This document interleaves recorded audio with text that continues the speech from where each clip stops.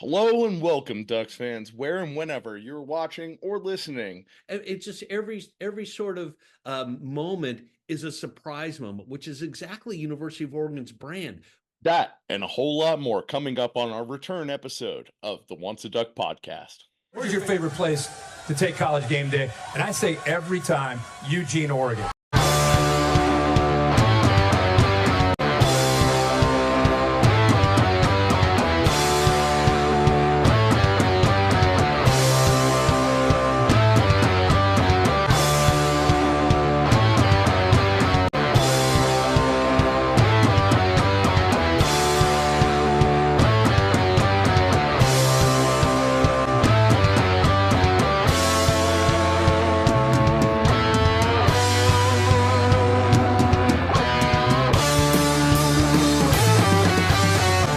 Right, everybody. Welcome back. We are here with the Once a Duck podcast. We took a year off, but now we are back on your screens and in your ears. Happy to talk about Oregon football and a whole lot more. Here, as always, the one, the only, the Rose Bowl champion, Nick Cody. Buddy, it's been way too long. How are you doing? I'm doing great, Sam. And how have you been, man? I mean, it's been we haven't taken days off, but we haven't been podcasting, and we're already apologetic for that. But we're gonna make it up for you guys this season. It's gonna be the best season of the Once a Duck podcast we've ever had. But Sam, catch them up. What have you been doing in the meantime? Nick, I've got to tell you, it's been a directionless journey since leaving the University of Oregon campus. It's been working here, working there, doing this, doing that. But as always, checking in and being sure to keep up with the happenings in Eugene, around Oregon athletics, and of course, with Oregon football. Of course, there's so much that we have to get into this week.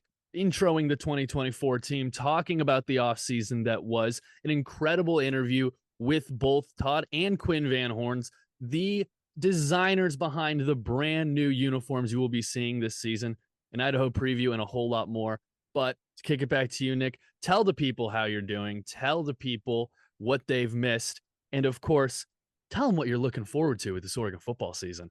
Well, as our longtime followers know, and our new followers can find out, you can follow me at Nick R. Cody on Twitter, Instagram, X, whatever you want to call these social media threads. You can follow my man over here at Samuel101TS still. He might need to upgrade that handle here pretty soon. But you know what, man? We are going to have a whole lot of fun. And last season, it was honestly a great season to be a Duck. I hear a lot of negativity, particularly because for those that don't know, I live in the Seattle area, about us losing to the Huskies twice last year. And sure, that's difficult. But man, I got to tell you, as somebody living up here in the Pacific Northwest, going to that Husky game last year, it was one of the best games I've ever been to, regardless of win or loss. And you know what? At the end of the day, we still had an opportunity to win it with kick. And I feel even more optimistic about this season and the opportunities we're going to have in the Big Ten versus kind of what was like an ultimately stacked last year of the Pac-12.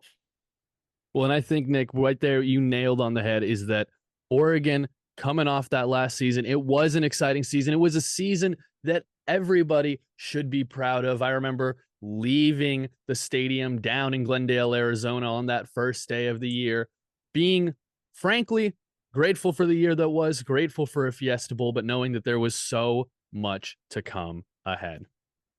So much in this 2024 season to look forward to, so much excitement.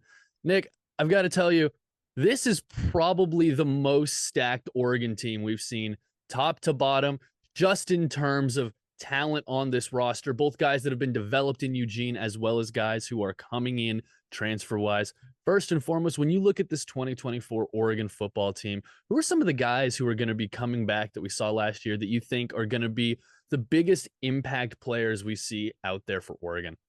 Oh man, you got to look definitely at Oregon. You always got to look at the skill positions, and obviously Tez Johnson is going to stand out this year, not as the guy that they commentators and announcers are saying is Bo's brother, he's going to be the guy they're saying, hey, it's a key third down. Look out for this guy to tear up the defense underneath. He's going to have plenty of opportunities to do it. Another big reason that is because in the backfield, we got Jordan James coming back with expected to have a huge big year. It seems like he's been doing really, really well from everything reported. And man, especially coming back from injury, I can't wait to see a huge year out of Noah Whittington. Like that guy, best wishes. Injuries are always the hardest. And if we had him in some of those games last year, you think about it, that late into that Pac-12 championship game, that's the kind of rushing that we could have definitely used. And man, I'm excited to see him get back on the field. On the defensive side, I mean, man, there's a lot of guys that you could mention, but I gotta say, particularly Jordan Birch, right? That's got to be the guy that really steps up, fills the void for some of the guys that we lost last year to do the NFL, due to transfers, and obviously plenty of talent coming in. But those are the returning guys I'm really going to be keeping an eye on. And always, I'm keeping an eye on our offensive line guys up front. A lot of confidence there, especially in that left side of that offensive line. Well, in the tackle spots, I love seeing the tackle spots being locked down. Well, and that's exactly a position group that I was going to bring into. I think the offensive tackles, both of those guys, very, very talented players. It's also a position where I think Oregon's got some really good depth, both through development and being able to bring guys on. Oregon doing what they do best, being able to stay deep at those positions of need. Another position group that I think will be very interesting to look at in terms of returners, the tight end room. I really, obviously, everybody likes Terrence Ferguson. They all know that that's a guy who's very, very, very likely going to be suiting up every single Sunday for years to come. Don't be surprised, though, especially these first couple of weeks, especially against Idaho teams. Kenyon Sadiq, a guy who I think's developed from last year. He's in for a big year, going to be in a position to make a lot more plays this season. On the offensive side, those are two guys I want to keep an eye on. Also, somebody defensively, Sadiq Nick. feels like So go ahead. Sadiq feels like the perfect wild card in our offense. If utilized. Absolutely. It's a guy who can line up at the tight end spot, line up out wide. He can go into the backfield if you need him to. We saw how he was able to score in that Fiesta Bowl. Somebody who's versatile with that big and strong of a body is always going to be somebody who can make things happen for an offense. Defensively, somebody I wanted to bring up to you, Nick, a returner from last year who I don't think really got to show everything he had in the bag, and that's going to be Justin Jacobs. I think that being able to see a full season of him healthy at linebacker after having an off season to learn from Lanning, learn from Tosh, learn from this defensive staff, he's going to be a guy that I'm really excited to see what he can do coming up this season. Yeah, definitely. And all kinds of spots, especially with this staff that we have and, the way that they're able to adjust, recruit players, and the way we've seen them be able to bring in guys that 1 or 2 years can really develop and even go on to the NFL.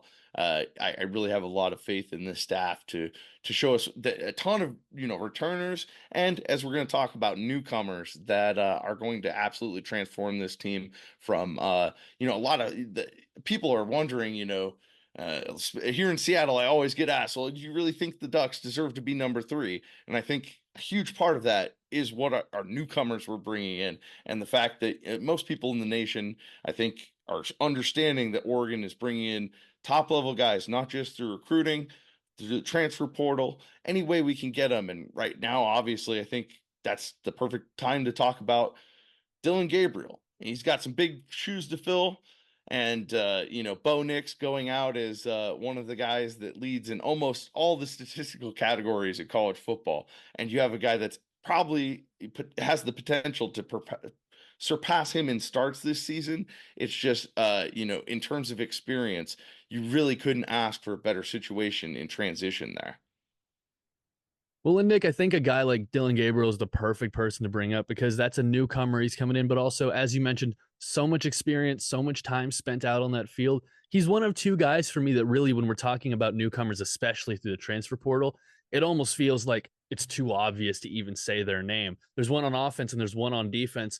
Dillon Gabriel's the one on offense. Jabbar Muhammad's the name on defense. He's a guy played up with Washington. You got to hear about him every single week, how he was shutting stuff down, how he was boxing it down, keeping it how he wants to. And I'll tell you what, I think him on one side, Gabriel on the other, both of those kind of experienced transfers coming in. They've both seen a lot of college football before. What do you think the benefit is really of being able to have that kind of experience, even if it is a newcomer, to be a part of your team and be on the field? Well, and this is an entirely new season for Oregon football. So I think any kind of experience with facing other teams, when you're coming from Oklahoma and University of Central Florida, you're giving all kinds of experience. You've seen way more teams and different kinds of things. Because I know going through 4 5 years of the Pac-12 at the time, Pac-10 when I came in, it was you got kind of accustomed to seeing a lot of the same things. Certain teams had different flavors of it, but it was a lot of the same ingredients, if you know what I'm talking about. So I think ultimately you bring those guys in, they have so much experience. Another guy I want to hint on, I'm really excited to see, man, is Evan Stewart, because it's going to start a trend here. Hopefully, Oregon fans get to see a break in the trend of where Oregon can recruit top level receivers, but then getting them on the field was always kind of like, oh, a couple guys panned out, but never the top guys that it seemed they recruited. And now Oregon is starting to land those 5-star guys. I think Evan Stewart is going to be a big part in showing us what the foundation can be for that and filling the void left by Troy Franklin. Nick, I think you absolutely nail it there with Evan Stewart. Another guy offensively, a newcomer, I want people to be aware of. Jay Harris, going to be a running back, 6'2", 215, absolutely tore it up at the Division II level. Him in Eugene as a change of pace back, going to be a problem, one of many that Oregon have brought in through the transfer portal. Defensively, though, Nick, we saw a lot of things happen as well. Besides what you could argue is a completely new look secondary, Oregon went out and brought in not one, but two of the most sought after defensive linemen in the portal. They went and got Derek Harmon, big man from Michigan State, and Jamari Caldwell from Houston. Both of those guys ended up on all conference teams, either second teams, honorable mention. They ended up on those kind of teams, whether it was Harmon in the Big Ten or it was the Big 12 with Caldwell. What do you think bringing in those type of guys that can shore up a defensive line, especially for a landing defense, does for this Oregon team? Well, I'm going to make it very plain and simple for everybody out there. When has an Oregon football team on the defensive line been able to average about 6'3.5" and 315 along a defensive front? That's just go ahead, find me the numbers. If we've ever had it, all I've known is, especially in the days where they were weighing us every day, in my playing days. I mean, our defensive linemen, with as hard as we played, as much as we rotated, dude, those guys were struggling to get up into the 300s and maintain it. And even then, just the bodies, the physical bodies we were bringing in right now resemble that of what we're going to need going into the Big Ten Conference. And I fully respect and understand going into that. Your reigning national champions, Michigan, have dominated up front. They've been the guys that have gotten the offensive line recognition. They've dominated up front, and the only way you're going to be able to handle that in this new conference is going to be guys that have those kind of experiences. And Harmon brings that from already being at Michigan State, getting to pull him away from who's I assume is going to be a upcoming rival of ours, Michigan State. We've already have that little bit of like tinder there. Now you just got to spark the flame. That could be a consistent rivalry now that former Oregon State coach Jonathan Smith is now there at Michigan State. So, and the entire state of Oregon is going to be rooting against them when they come here on a Friday this season. So that's going to be very exciting. And to see Harmon against his former team, but Caldwell again adds to a defensive line that we just have so many guys that I think we're going to be hearing from this season. And what I love about it, this coaching staff, they are defensive focused because they're getting guys and not just being able to, put them in a position to fit a mold. It feels like they're going to put these guys in the best position for them. So, I think James Crapia came out with the Oregonian depth chart, and there's a lot of like things that interest me there, because they're literally slating these defensive linemen, whether they're going to be a nose tackle, playing, a 2-eye position. What are they best slated for? And if you have enough packages to, accentuate the best talent you have with a defensive front like that, it reminds me a lot of what Coach Aliotti used to do back in the days, and just have all these great packages to get the best players on the field for the best situations to counter what the offense was bringing or what down and distance it was. Well, Nick, you opened up kind of a little Pandora's box with that answer there, and I have two questions that kind of come from it. First and foremost, for our audience that might not be as well, obviously, as educated as you are in the matter, kind of explain the difference in how you would use a guy like Caldwell, who would be more of that, like, nose tackle type, that zero, that one gap kind of guy, versus a Derek Harmon, who is more that two eyes, that three tech person. Kind of explain the difference and how they'd be used with Lanning. And then, as you mentioned with Nick Aliotti, how do you think he would try to use this kind of talent? So it's all dependent on scheme. And honestly, I could see either one of those guys there. But the best thing great defense coaches do is they put their best players in positions to make plays. And I remember particularly, coming in as a freshman, seeing the defense change over those couple of years that Chip took over. We were really changing formations, put guys in the best plays, create havoc in the backfield on the defensive front. And there's so many different ways to do that. Particularly, like you look at a lot of teams will pick one really big style of trying to create pressure, create frustration up front. Back in the day when we played for against the USC teams of Pete Carroll and then Lane Kiffin, and they were always trying to get to a bare front, which was always you try and get a nose tackle and then two guys basically outside shade of the guards and create havoc by just stuffing everything in the middle and letting your linebackers play free. There's all kinds of packages that they're going to be able to do with the defensive personnel we have that can set up our linebackers to be free to make tackles, be playmakers. And with the bodies we have up front, they're just going to be eating up blocks, and other teams are going to have to figure out different ways to scheme it up. But there are just guys that, because of the size of their body and the length and the diameter, like I remember Brandon Barrett was a great nose tackle, or somebody you could line up in a 2-eye, which is basically exactly right up on the inside shade of the guard. And just he didn't have the weight of a lot of these guys, but the extension and the way he got off the ball was able to create so much havoc and problems for the offensive line up front that they couldn't get up to backers without double teaming him. That's a huge thing in these defensive schemes that we're going to be bringing across and matching different personnel in the Big Ten with week to week. Well, and I think if we're talking about a guy like Brandon Bear, every football fan, not even Oregon fan, football fan can appreciate a defensive lineman that wears a tight end number and catches 2-point conversions. Exactly. And Oregon's had a lot of those guys, and I hope it continues, because there's obviously guys we have on this defensive side of the ball. Mateo Ugalele, I think he could obviously, line up anytime if we needed any more tight ends out there on the field at one time. I just think that's a good way to reward some of the veterans that come back. Give Jordan Birch a carry at some point. Just say, thank you. We appreciate you stepping back up for one more season here in Eugene.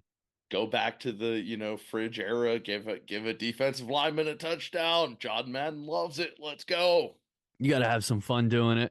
Also, Nick, I got to ask you, I should say, what kind of benefit are these defensive guys, whether it is like Harmon and Caldwell up front, whether it's some of the edges, whether it be Uyangula or whether it be Birch, or even the linebackers like Jacobs and like Basso is going to be back. How much do those front seven guys benefit from the type of talent Oregon just brought in the secondary? You see the names that they were able to bring in. A guy like Peyton Woodyard, a young but talented dude from Alabama, whether it's Brandon Johnson, the Duke transfer, or a guy I really like, and Cam Alexander, the corner out of UTSA.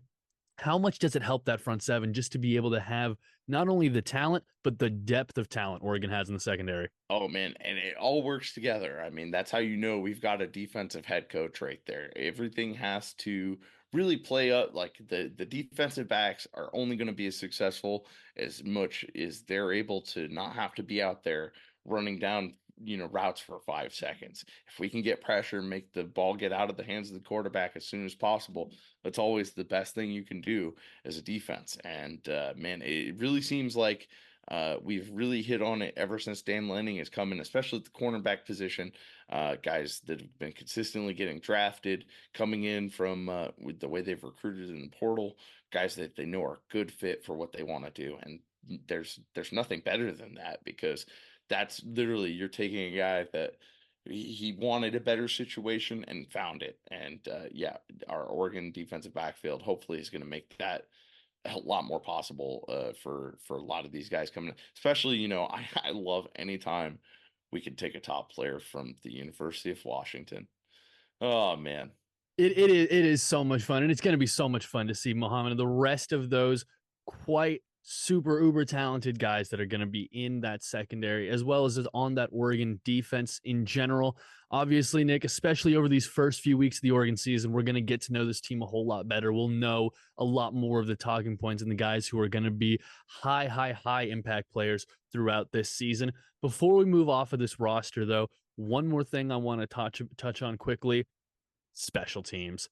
We love talking about it here. We always love to be able to address it here, whether it's a guy like Atticus Sappington, who came over from Oregon State in the offseason, or just in general, how Oregon is going to play kick coverage and how they're going to be able to return things. It's been a spot where, frankly, if you're looking at Oregon's team over the last few seasons, special teams has been a bit iffy at times.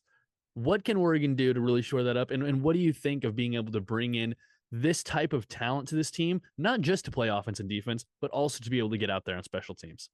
Well, man, at least we don't have to adjust in the college level to the new kickoff at the NFL. I will Not say yet. that. Not yet. Not yet, but probably soon. I honestly think, and Atticus Sappington, the most important thing is that is going to be a great name to hear in Autzen Stadium if we run up the score and we get a bunch of extra points. Oh man, that's going to be one of the best names you hear in the stadium, announced by Don Essig. Man, that's going to be one of my favorites I got to hear this season. And that's weird to say from an Oregon State Beaver a year ago. So that's going to take some getting used to. But I think the biggest thing in terms of special teams that's always been huge at Oregon is it's always been that guys that are really the NFL caliber, that aren't afraid to go on special teams and make their mark there. Those are the guys that always stand out. Those are the guys I always look back and remember they made play. Goes back to back in my day, the guy that always stood out the most and has the Super Bowl rings to prove it, Pat Chung. And then after that, TJ Ward. And there's always going to be those guys. And I think coming down, Javon Holland was one of those guys. Whatever situation you want to put him in, he's going to go out there. He's going to, special teams or defense, treats it all the same. And that's the most important thing, man. I think it's very valuable. And then obviously on offensive special teams, man, I don't think we're going away from trying to find those occasional 2-point conversions, which, back in my day were really huge under Coach Greatwood there, that we'd always be kind of just designing something every week that was important, not just because we were expecting to get an extra point out of it on a conversion, but more so that you knew the defensive coaches on the other school that you were playing the next week had to spend the time to go through a defensive walkthrough at least to go, all right, we got to coach this up if they do this in 2-point conversion. And then were we going to do that then next week? Probably not, but it was in the playbook and we were probably writing a new play. And if they weren't going to line up and adjust, well, we were going to probably run it. And that's the huge thing I love. You can make those little incremental differences in special teams, whether it's the 1 point you get extra in a 2-point conversion, whether it's a great, situational field goal, or, especially if you get a great punt that pins another team. Those are those yards that, as Coach Osborne used to say, they're unmeasured, but they're the most vital in special teams and usually in close football games.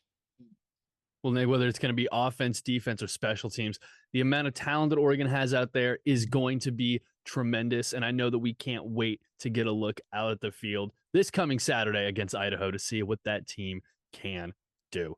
But as we mentioned, that's not just what's new about Oregon this year. It's not just some new players. It's not just some new uniforms that we're going to be talking about a little later. this is a whole new conference. This is arguably a whole new ball game. This is the biggest shakeup that's happened within the Oregon football program, I dare say, since leaving the Pacific Coast Conference to join what became the Pac-8, Pac-10, and then Pac-12.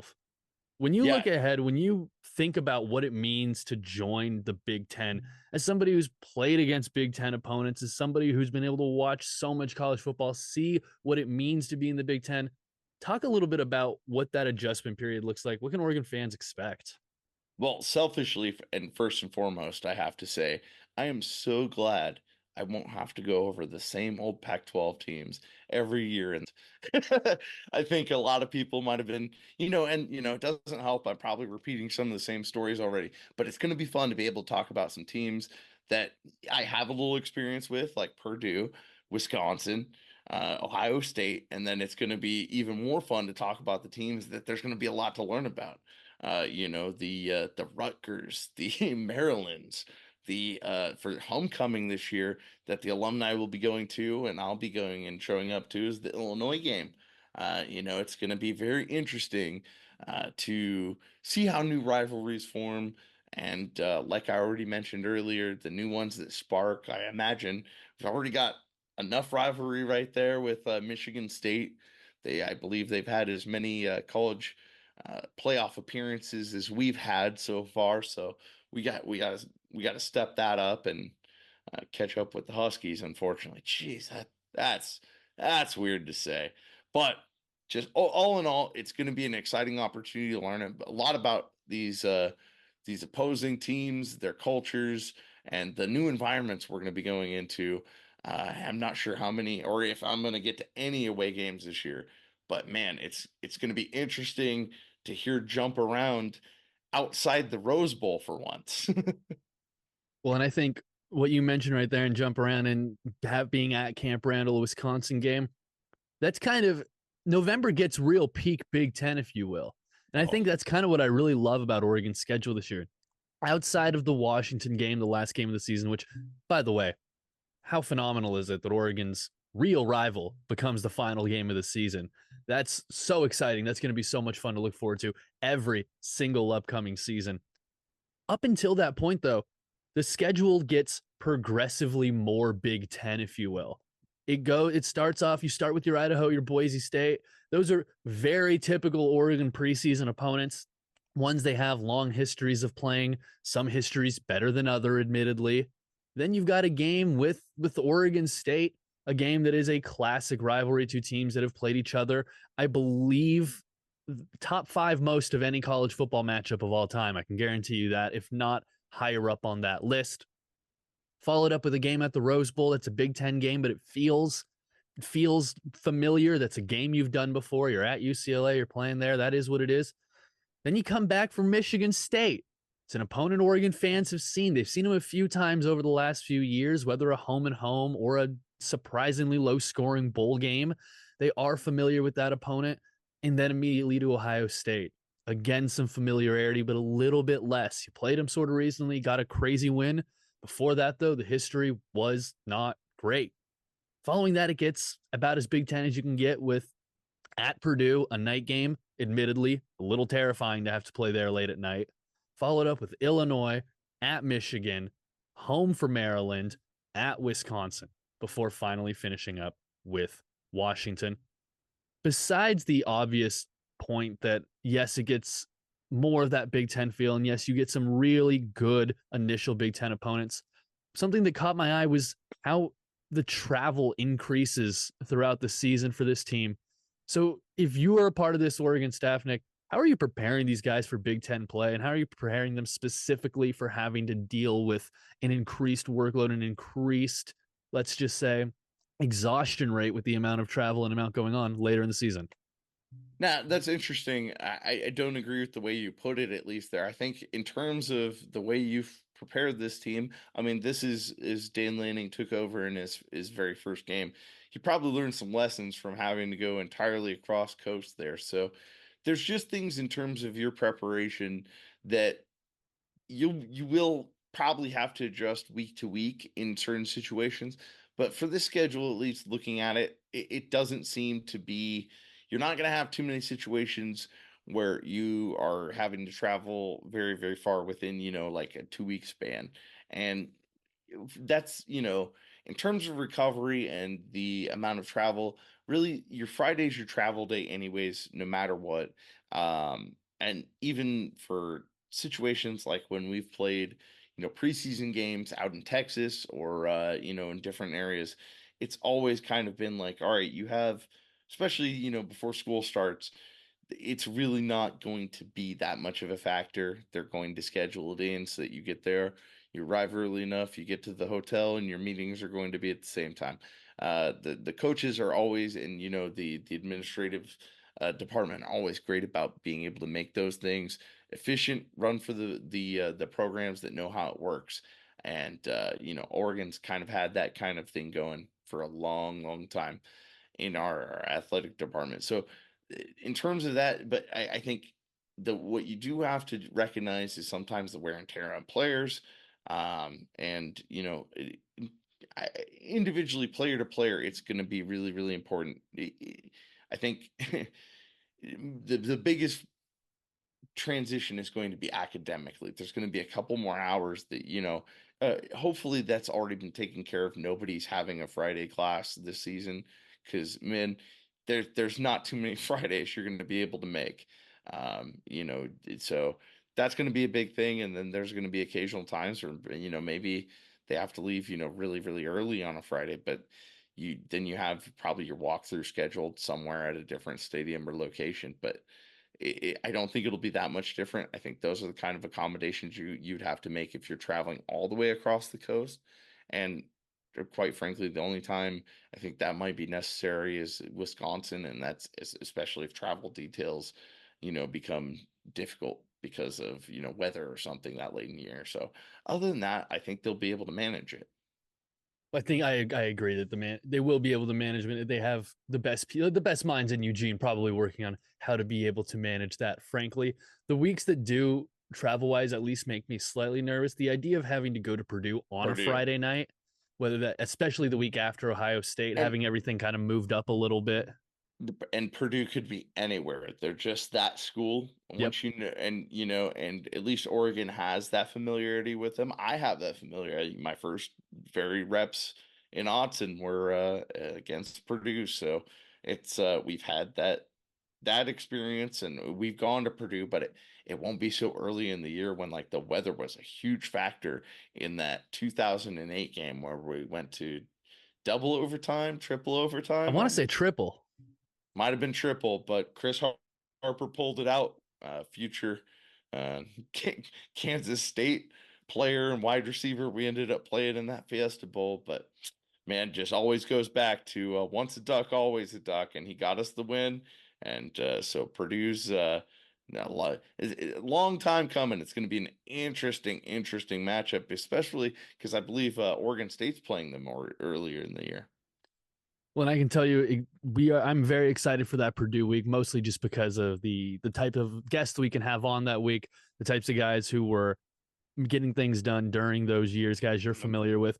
And any time that we have a guest on that Nick's very familiar with, those are always sort of the most fun episodes that we end up having here.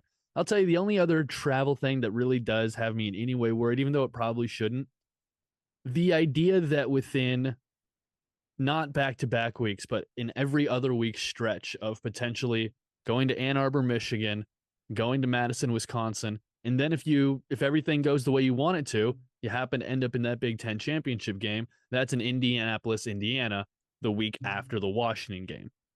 So my only thought is having to go halfway across the country, a little over halfway across the country, 3 out of 5 weeks, that might be a lot going on, but also guys at the next level handle it every single week. Yeah. That's the way the sport's played. Really, it's only about 2 extra hours on a plane, really. So we'll see how that all turns out. Nick, before we move on from talking about the Big Ten in this upcoming Oregon schedule, Oregon opponents, and kind of this new place Oregon is in, is there anything else that you feel the fans need to know, both about Big Ten football and about what Oregon can expect as a part of this new conference?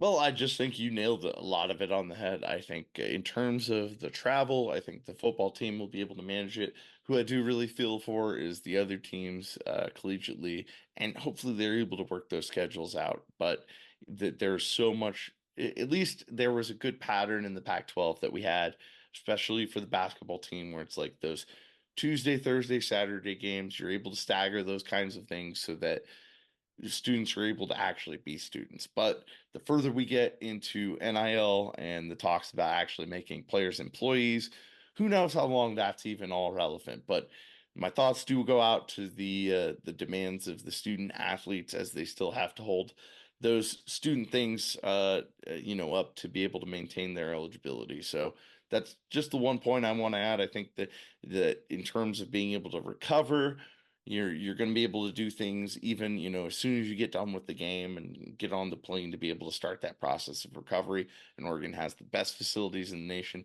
These guys just get there the next morning when they wake up. They're already able to jumpstart their ability to get ready for the next week, regardless of where they're coming from, because that's what we've built at the University of Oregon. So I'm excited for the challenge of being able to travel across the country. And I think we're primed in the best position of all the four incoming Big Ten teams to be able to withstand that. When I think a very lucky note to that is Oregon, they don't have to leave the West Coast until that Purdue matchup.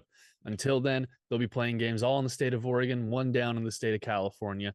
Nothing too crazy for the Ducks ahead. Speaking of what's ahead for Oregon, they've got a matchup with Idaho. We're going to preview that, give you some keys, give you our predictions. But first, we have a conversation today that, Nick, I'm so excited that we were able to have both of these guys on to really kind of talk about so much that's happening within the university, specifically uniform wise. It wouldn't be Once a Duck if we weren't talking uniforms. So let's get to it. Folks, welcome both Todd and Quinn Van Horne.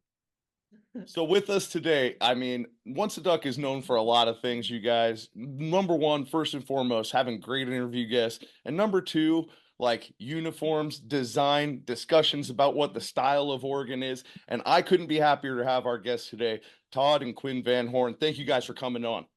Yeah, it's appreciated. It's an honor. Thank you. Happy to be here. Before we get to all kinds of questions, I got to ask that. First, I got to tell you guys, congratulations. The Generation O uniforms seem to be very well received. And personally, I know I love them. I know Sam loves them. Can't wait to talk about them. But congratulations. How's it feel to have the Oregon fan base embrace these uniforms so much going into such a big season?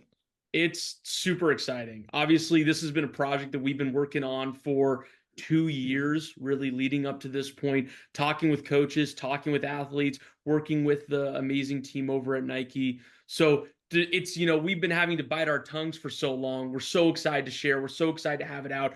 And then the first day that the Fly Era jersey released, just seeing the outpouring of support and people loving all the different nods to the different eras, that was so much what Generation O was all about. And what the players really said is, hey, we grew up loving Oregon. Oregon has been our favorite team forever. We've grown up seeing, game-changing players, wearing game-changing jerseys.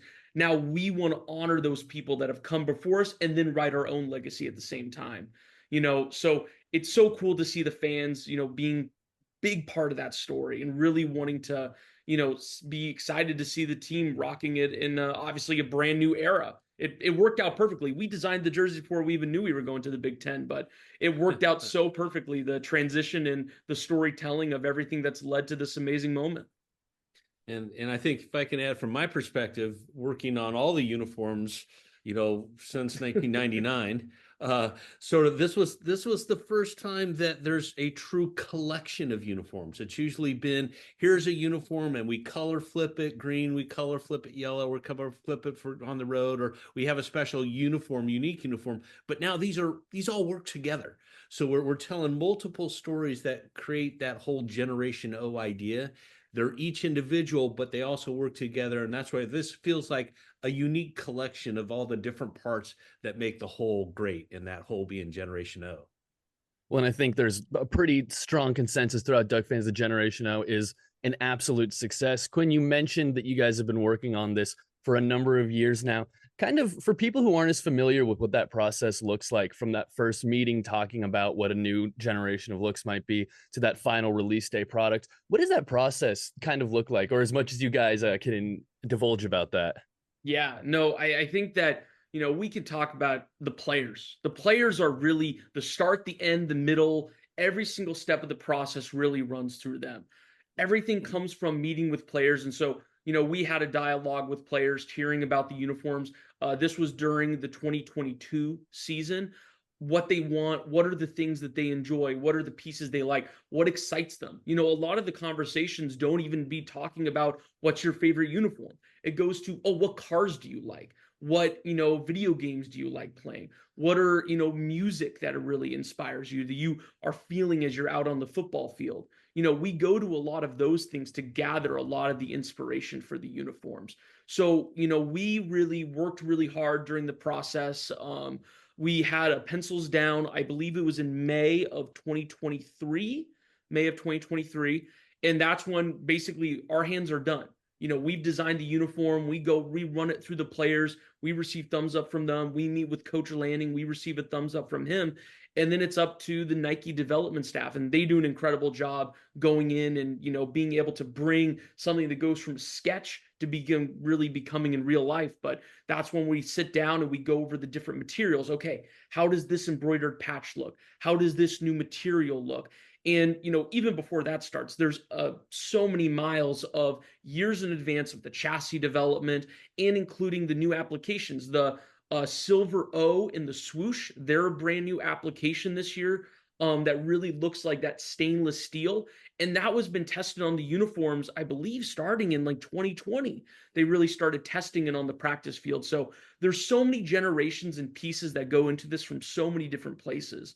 But, once we had that pencils down moment was where we can take a step back, take a breath, and then we dive back into more of the details rather than the conceptual storytelling elements that way. The innovation cycle, obviously working with Nike, the innovation cycle to do the performance part of the uniform starts years and years in advance. So that's even a 2 to 3 year cycle prior to even basically we call it kind of the chassis, creating the greatest performance blank chassis. And then once that's created is when you can engage with the players, knowing the performance is already set, the materials may have changed, the fits may have changed, all of those kind of details. And then from there, it's even an 18-month cycle to actually design them. And then it's pencils down, and then you've got all this, actual production and development time before it actually hits the field. Okay, so I've got two questions for you guys in this one. With that long development process and all the work you put into it, how cool is it to see how quickly the college football 25 game was able to update those and incorporate those into the game? And then number two, I've been playing around with all the combinations in the game. What of this season would each of your guys' favorite combination be that's possible with all the different kinds of uniforms that we have available? Well, number one, huge fan of college football 25. I've been playing the game. I've been having a really fun time. When it came out, we didn't see Quinn for a couple of weeks. Yeah, so was... just I needed to be locked in. I needed to, have my time. Obviously growing up with NCAA 14, it was so great having it back. But that day when I woke up and I actually didn't even know when the patch was going to come out with the new uniforms. Oregon was the one who provided all the content to EA to really be able to put into the game. But the morning that I woke up and I saw that Generation O was in the game, I instantly logged on and played for a couple of hours, and it was really cool to see. But yeah, it's so fun to then see fans being able to go in and play with their own combos and a lot of different things that be able to come out with it. I think that that's what makes Oregon such a prominent school nationwide. Obviously the uniforms are incredible, but the creativity that fans can, assemble their own combos and have them feel like they are a part of, like, hey, that's my contribution. Hey, this is really cool. I'm going to post about it on Twitter because I think this combination is really fun. I think those are a lot of the things that are really fun to see from our standpoint. And, especially with like the style of art, a jersey is itself art. And once you create it and once you're kind of on your computer doing it, it's yours. But then the second that you release it to the world, it's everyone's. And it's really cool to see people taking that and bringing into themselves. And man, there's going to be a lot of really good combos this season. We can't spoil anything too much, but there'll be some really fun combos this year. But I would say our favorite combo is the one that is not out yet. So I think you guys can have some fun speculating what that may little be. teaser on that one. Love it. Well, gentlemen, let's speak a little bit about the things that we do know about that we can tell everybody about, specifically looking at the flyer that was released, as well as the gangrene, as well as the Mighty Oregon looks.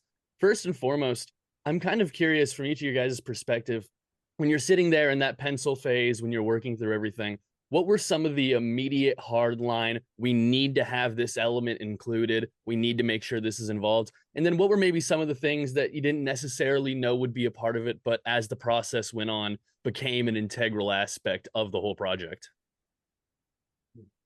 Well, I guess from my perspective, I know first and foremost was color. I mean, obviously players, they wanted a black uniform, and they wanted that. They love just the attitude that brings.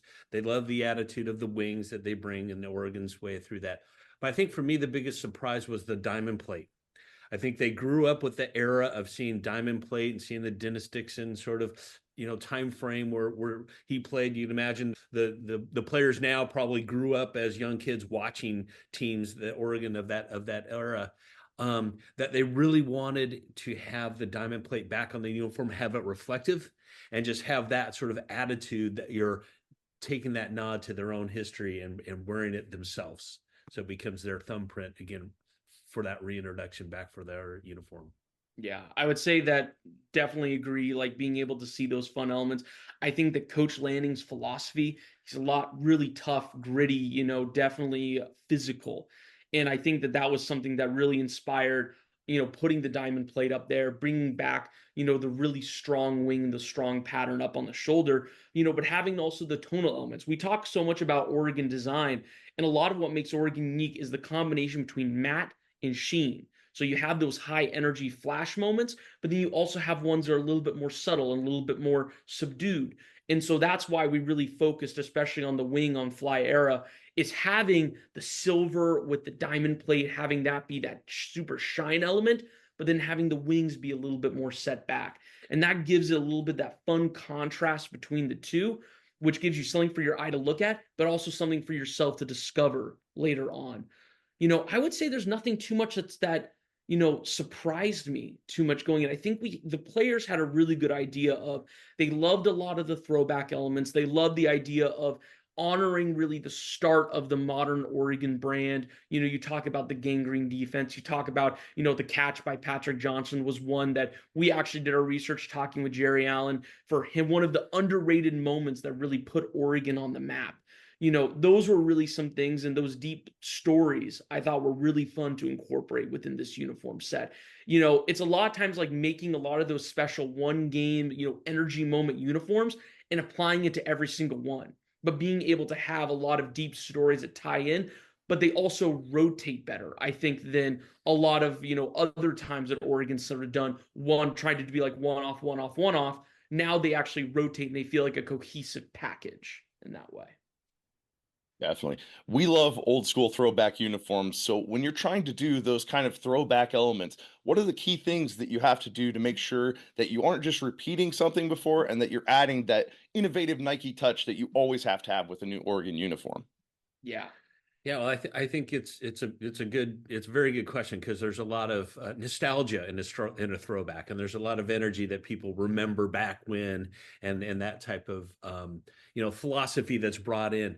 But the interesting talking to the players too, it wasn't always just about repeating back history. So they wanted to take that history and make it theirs, that they're part of this next step of the journey of the University of Oregon brand. So it wasn't just about, hey, can we look back at this, but what are the elements that we really like? They really like that more of that ochre yellow with that apple green, because that hadn't been done before. In the old, even the pick uniform, that was a different green than what's apple. So you're kind of blending history and current branding together, and it just creates something new. It's kind of like you're rewinding it. It's like a musician that does a new cover. They're rewinding it, but it's not the same, and they're twisting it a little bit more modern to a modern culture, and now you get something that is brand new, but it references history, and it's just exciting that it's done in a new way. Yeah, one of the big things that we, especially with talking with Oregon, talking with Nike, we really tried not to use the word throwback or retro. The word, and you used it, the word we kept coming back to is remix. This is a new version. This is something new. We don't want it to just be something based in the past. Oregon's the brand that's always moving forward. So let's take some elements, but let's twist them in a unique Oregon way. Keep that Oregon's kind of secret sauce in the uniform and in the process that way. Gentlemen, one thing I've been kind of curious about, and I'm going to explain it through a University of Oregon J school lens, if you will. Dan Morrison, great program. I'm personally a fan myself. I'll tell you that much. Dan Morrison always had a quote that I often think about, which is, at some point you got to kill kittens, which basically just means even little parts of the project that you love and that you really admire, sometimes they just have to go, and sometimes it's for the better of the project as a whole. What were some of the aspects or some of the ideas that came across you guys' desk that you had that were solid, that you really kind of appreciated, but at the end of the day just probably weren't going to fit in with the overall mood of what you were working on? Oh man, really good question. Really good question. I'm trying to think of things that hit the cutting room floor that we can talk about. I think that so much of, the process is hearing input from a lot of different people. And I think that, fans have a lot of really great, amazing ideas. Coaches have a lot of amazing ideas. Players have a lot of amazing ideas. And especially when we're in our phase of ideation, we hear a lot of different ideas from different people. And we have a great time of being able to discuss and come up with a lot of different things. And I think the biggest thing that we always have to come down to is, sometimes, every idea is a good idea, but not every concept is a great concept. And being able to then take, especially like, okay, here are the people that we really value the opinion of. And here are the people that we really need to make sure that, honoring Nike's slogan, engineered to the exact specifications of championship athletes, we have to be about the player. So as much as, one person says this is a great idea, and it could be a great idea, we have to stick with the lens of the player. And that's really who we have to focus on and make sure that this is a uniform that represents themselves and what they feel like suiting up a football uniform. I'll add my piece, and that's because one of the things I've heard for a number of years, not just in recent 5 years, but I've heard it again and again, is the use of the Donald Duck and the old duck, branding wise. And there's a lot of people like, can't we just wear that all the time? Why don't we just color flip that? Why isn't that our logo? All of those type of things that you continue. We've done it. We've worn it as a throwback. If you notice really closely, and you'll notice this, you'll probably from your J school learning, if you look closely, who owns that trademark? There is a copyright or registered trademark Disney on that logo. And I feel like that can't be underscored enough, that University of Oregon needs to chart its own course, and it can't be held back by, it's cool that there was this handshake agreement and a legacy. It's a beautiful story and I love it. But having a brand, you need to control your own trademarks, and using that brand, even those throwback uniforms are very limited on how much you can do, where it ships, all of those kind of elements. If Oregon had all their brands owned by somebody else, University of Oregon wouldn't be who they are today. So they need to be able to chart their own course. And I think that's one of those things like, yeah, it's kind of cool that we can do this once in a while, but it would be a disaster if we tried to do it every single game. Yeah, and that's something I definitely want to adopt myself from you guys that you've taught me already today. Well, I'm not going to consider myself a throwback player anymore. I'm a remix player. So definitely gonna take that in handy. Another huge project with legacy stamped all over it that you guys were a part of is the new court at Matthew Knight Arena. What went into that project for you guys? What stands out to the reception that fans have had to that? It's been super fun seeing fans be receptive to it. Obviously, the months really since it's come out, being able to see, people really liking the court, having others maybe taking time for them to grow on them. But then also, there's been some volleyball scrimmages. Obviously, the first volleyball game is coming up very soon. People are really excited to see there and be a part of the new court and really see that legacy. So we've been super excited to see that. That was a super fun project. We had a great time working with the folks at Oregon, working with, all the different partners, Court Sport, and some of the amazing people that were a part of the process. It really does take a village in the same way there's made trees in the forest. It took so many people to make that court possible. And it was so great to collaborate with many different people and really to make it happen. I think that, seeing the court and just, having the time to really let the process kind of sink in on you, because we had a really quick process in order to be able to make that happen, is, once we kind of got to the end and took a breath, it's like, wow, it's just beautiful just to see how it lightens up the arena, how it feels so much more energetic and vibrant. One of the big things that Coach Altman talked about was we really want to make the arena bright and energetic because the seats are black. The old court was very dark. Sometimes it can feel a little bit dark inside. Let's make it energetic. Let's bring that energy in. Obviously, the colors of the pit crew bring bright yellow, do an amazing job of that. How can we make the court feel like when the pit crew is rocking, the court is glowing with energy? And so those were big things that we really took into that design process to make it really cool. And it's a lot of the same process of designing courts and designing uniforms. You listen to the player and you have a great time with being able to hear what are their feedback. And they love the trees. So we wanted to keep the trees and keep that story intact for Oregon. And I think it kind of goes back to there's 100 million different ways to execute a concept. And the prior court was one execution of that concept. We want to revisit the original concept, was that the court of Eugene it's like a meadow in a forest. And so that idea that if you sit in the middle of a meadow in a forest and you look up and you see the trees coming around you, that feels very Eugene. And it's very unique if you look at the other schools, especially now in the Big Ten, where it was kind of fun. We had a little bit of fun that, the tallest mountain, or I guess you could call it a mountain or hill in the state of Ohio, is 500 feet smaller than Spencer's Butte in Eugene. Wow. And so so you think about the difference of that is it's flatlands. They don't have a forest like we do, that you get used to the environment around you of these tall, snow covered peaks and this big forest. So why not play into this? So that whole idea about a meadow and a forest still just fits because it's so unique to University of Oregon and Eugene. So let's just play on that differently. Like Quinn said, let's bring in some more color through it. So let's bring in some greens. Let's keep it lighter so you keep the wood grains going through there. Always, that Oregon phrase, Oregon is wood and wood is Oregon. Let's play into that so that you don't cover up the wood grain, you emphasize the wood grain. And then you got some good stories of Matthew Knight and who it's honoring with the missing duck formation. But it does, like Quinn said, it does take a team, because it's, literally it's 10% perspiration and 10% inspiration and 90% perspiration to make the thing happen. And it's a lot of people that get into it. We had a photographer that photographed all of those trees individually. We had the partners at Sports Court that helped us actually map out all these things and pick apart all their stencils to actually, they're doing hand squeegee tints on that court. So you still see the wood grain. So it's a very labor intensive and very artistic process, to be honest. And so it's a labor of love, but again, it's going back to that original concept and just saying, we've learned some things more now. Let's execute it differently and let's make it more beautiful. I'm not going to take up too much more of your time here.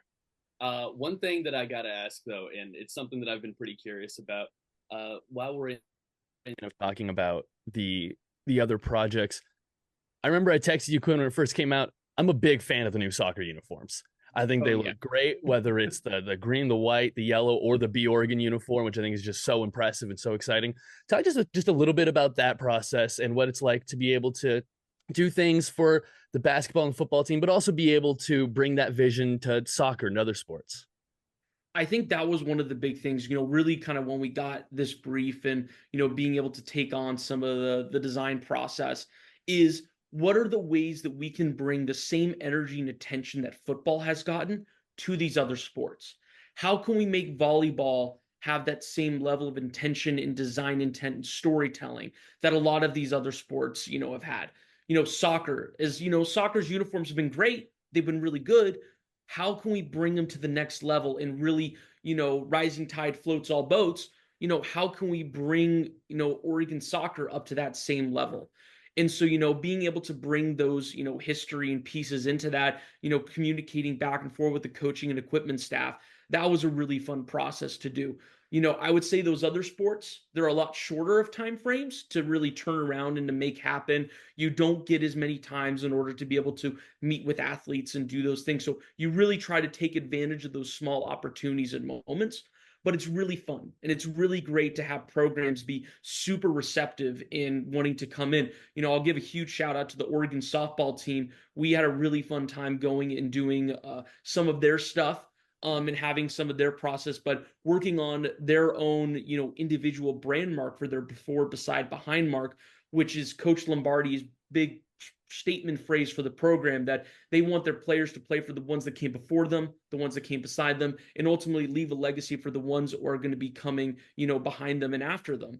Is, having those things and see them adopted and just beloved was super fun and unique to be able to see. So, we're super excited to see some of the other stuff that will be popping up for other sports in the future.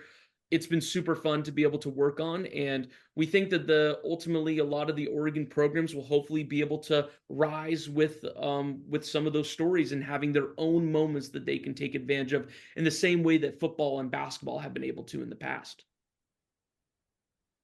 Well, you guys, I'm only going to ask you one more question. And with this season coming up, I was playing Idaho this week. Going into this season, obviously, there's been a concerted effort by the branding at Oregon, Nike, everybody all around, going into the Big Ten to make a statement. How exciting has it been to see the coverage Oregon has gotten and put out there themselves, and the branding that's been put forth of, that team out west? And what are you guys most excited for going into this Big Ten season inaugurally for the Ducks? Wow, I don't know. There's a lot. There's a lot. Well, and I must say, again, working at Nike for 30 years and working with the university for over 25, it just feels, it's such a proud moment that you feel like all of these planets are aligning, where like the film crew and the team out west, launches that they've done, the way they've tried to utilize the mascot, the big blow up inflatable at the Big Ten, media day. It's just every sort of moment is a surprise moment, which is exactly University of Oregon's brand. But it's just so nice that all of these planets are like aligning with the new uniforms, with all of these other elements, with these special things, with this amazing team, with its amazing, Dan Lanning coaching staff, and this connection that he has with his players. It just feels magical that you kind of pinch yourself like, wow, this is so much fun. And we haven't even played a football game yet. Yeah, I'm super excited for the season. I think this is one of the seasons I've been most excited to see in so long. And I think seeing that energy and seeing, we went on a family vacation to Switzerland, our little Van Horn brand sort of two-week break. And, we had people coming up to us from other Big Ten schools saying, hey, Oregon, hey, you guys excited to be in the Big Ten? And we've never had that experience traveling anywhere else from any other Pac-12 schools. So, we're in a new era. We're in a new part of the country. We're going to be on national TV every night. But ultimately, one of the big things, and especially when we started, doing a lot of our branding work with Oregon, is we sat down and said, well, what is the things that makes Oregon special? What is a one sort of sheet document that we can give to people? It's like, if you're designing Oregon, here are the things that you need to know. And so we really designed this sort of 10 commandments thing called the Oregon Way. And one of the big things at the bottom says, ducks shine brightest under the spotlight. And we're really excited to see the team in Oregon, live up to the moment and hopefully be able to have a truly magical and special season ahead. Folks, you can follow them at Van Horn Brands on Instagram, on X, everywhere. Gentlemen, thank you so much for coming in and joining us. We really could not have even imagined being able to have the type of conversation that we can have anytime that you guys are willing to spare the time. And I really hope that we get the chance to maybe hear something else from you when a couple of those other things come out later this season. Absolutely. Right. More than happy to come on back and talk about anything. We appreciate you guys and welcome back to the podcasting world. We've missed you guys. Happy to have you back. Thanks, guys. Thank you guys. Thanks, guys. Appreciate it. Go Ducks. Go Ducks. Nick, I got to tell you, it's such a pleasure anytime we're able to have guys who have that quality, that capability, that ability just to not only tell the Oregon story, but to tell the Oregon football story in such a great way. It's such a pleasure to have them on. Hey, that's what we do here at Once a Duck, and that's why, always uniforms first and foremost. Well, besides, we always got to get to game week, and that's the reason we're coming back on a game week. So we got to talk about the Idaho Vandals. What interests you? What are you interested in seeing in this matchup against Idaho? What do you see at least on the other side of the field so far that Ducks have to match up with and settle on Saturday? Well, Nick, I got to tell you, man, and I think you're going to agree with this sentiment. This is an Oregon versus Oregon game. This is an Oregon versus Oregon game. This is a go out, compete for your spots, compete for your spot on the field, whether it's going to be for your time next week or whether it's going to be against Ohio State, against Michigan, against Wisconsin. Those are going to be the types of decisions that are discovered and made in these types of games. Oregon, if you can go out there, play your style of football, you're winning by so much anyways. I just want to go see the young guys produce, the veterans show that, yes, we're all on the same page. It's all clear. As far as dealing with Idaho, I think you'll have a better explanation of it than I will. This is a very talented FCS team. This is an FCS team that is routinely in the playoffs and getting things done. And they've got a quarterback that I know you have a lot of appreciation for. Yeah, definitely. This is a guy that comes out of Oregon, former Lake Oswego quarterback that was 2022 Gatorade Player of the Year in Oregon. And obviously, if you're going to be a former Oregon quarterback in high school and not be able to get to play for one of those schools, when you get the opportunity to play against one of those schools, you're hoping to do some damage. And a big thing that Oregon defense is going to have to do is make it very difficult for him. Obviously, when you get a lead in these kind of games, the only way to increase it is make sure you have a great pass rush and passing downs where you're going to put them in a lot of them, hopefully. And hopefully we get to see an improved number of sacks this year over previous seasons where I feel we've kind of underachieved. But this defense this year, with the kind of guys we're bringing in the defensive backfield, and the kind of pressure we're going to have up front, it's going to be huge in this game to get pressure on the quarterback and make Jack Lane very uncomfortable. It's a Nick saying like keys to a game in a game like this. Really just going out and playing the kind of football you can play is the real key to this game. But I think the way I want to ask it to you is, what are the keys to having Saturday go exactly how you would like it to go? Like the most ideal version, what are the keys to making that happen? Man, this is one of those situations that I got to see, thankfully, a lot in my career, a lot of big games, whether it was New Mexico, Portland State, some of those opening games where at home, everything just clicked. And the really big thing is you knew things were going well if you were able to get the second and third team out there and that they were able to operate just as efficiently and effectively as you guys were with the first team. And that's some maybe spoiled college fans really think of, but man, that was something that our time we were really holding guys to, and we delivered on a lot of times. So you got so excited when you got to see those guys that maybe aren't going to get a whole lot of reps later in the season go out there and get on the field, get their opportunity to perform in Autzen Stadium, whether you're in the first quarter or in the fourth quarter after you've already sung shout, you're going to be pumped. And that stadium's going to be awesome no matter who's there rocking with it. And you're selling standing only room seats to Autzen Stadium for the first game of the season. So you got to go out there and perform, give it your best. And there's nothing more exciting than seeing one of your teammates go out there and give their best for maybe their first time in Autzen Stadium. We're going to see a lot of firsts in Autzen Stadium on Saturday. I couldn't agree with you anymore there. Just a couple of things that I'd add just to make this day perfect for me. Get out of there healthy. Don't turn the ball over and get out of there healthy. Those are the only things. Just just no injuries and just take care of the ball. You're winning by 40 to 50 points just doing that alone. And with that point total right there with that. Yes, Nick, go ahead. And special teams, be special. Be special, baby. Of course. Nick, well, we've got a couple of minutes left. Do you have a final score prediction for this game? Where do you see this one kind of landing on that big scoreboard, Knotson? I do, and I would love to have a big, long-winded response for you and give you the details and statistics of how I came and arrived at this decision. But I'm going to tell you guys, I'm letting all the biases play out. We're going 61-0, Ducks over Vandals. I shouldn't have to explain to you why. I don't think I'm seeing anything wrong with that answer whatsoever, Nick. I was going to go with about a 65-10 on this one. It wouldn't surprise me if you do see an Idaho score early and an Idaho score late. That's kind of thing that I wouldn't be surprised from this game. The max points I could see him walking away with would be maybe 13, get a couple of field goals and a touchdown, but I'd be very, very shocked if Oregon wasn't able to hold them down around that score number. Nick, before we get out of here for the week, I know we are so excited for this upcoming season. I'm excited to be back doing this here with you. We got a lot of surprises coming people's way with how we're going to be doing this new season, whether it's us, whether we have other people involved, whether we're doing it all the time, whether we're doing it some of the time, whether we're doing it social media, on the feeds, anywhere. I know I'm excited. Tell them where they can follow you, where they can keep up with everything, Nick Cody. Well, man, if you want to be as excited as Sam sounds, you could definitely follow me at Nick R. Cody on Twitter, Instagram, Threads, wherever you're at.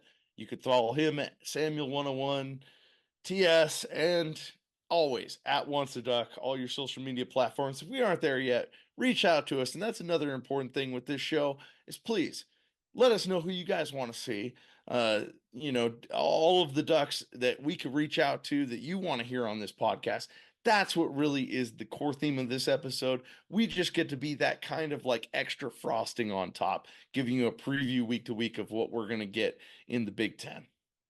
Folks, that's absolutely right. Follow at Once a Duck, follow Nick, follow myself. Nick, give him the magic words. Let's get out of here. You know it. As always, once a duck, always a duck. Go Ducks. See you next time, everybody.